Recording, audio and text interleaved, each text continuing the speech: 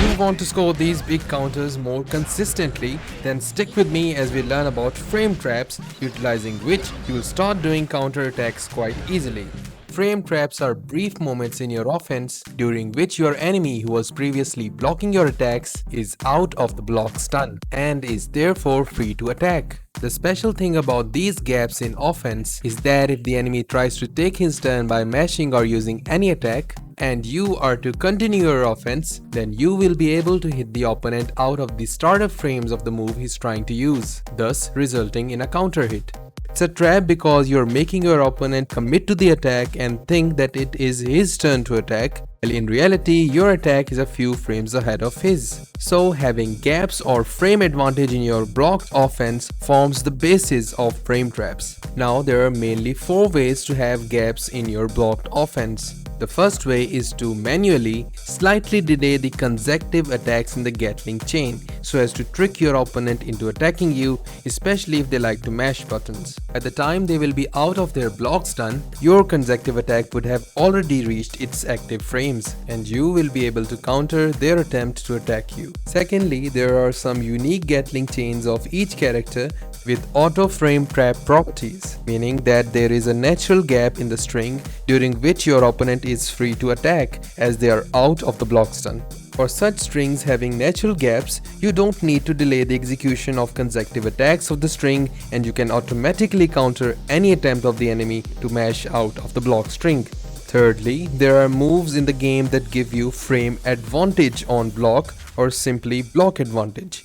These are called plus on block moves and they keep your turn going. Any attempt of the enemy to hit you will be countered if you use a quick enough move afterwards. Lastly, sometimes you end a string with negative block advantage, meaning it is your opponent's turn, but say he chooses a slow move to start his turn. You can counter his attempt to do so by using a quicker move. This is also called a barre in FGC terms.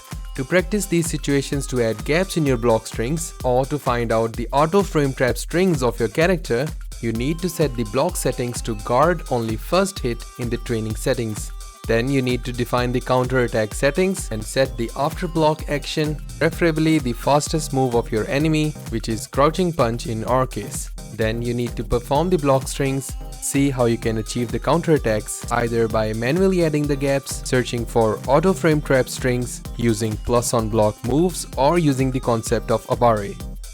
Lastly, there is an advanced technique to introduce frame traps in your strings, and that is by using the concept of Roman cancels. Here, for example, in the case of chip, the close slash does not frame trap into heavy slash. If we perform the Roman cancel shortly after the close slash, we can slow down Axel's attempt to counter attack, making our heavy slash hit him during the startup frames, resulting in a big counter hit. As a beginner, I would suggest you to start utilizing the auto frame trap strings of your character, and once you're comfortable, only then move on to advanced techniques like adding gaps manually to your strings, utilizing a barre, plus on block moves, and finally the Roman cancel technique.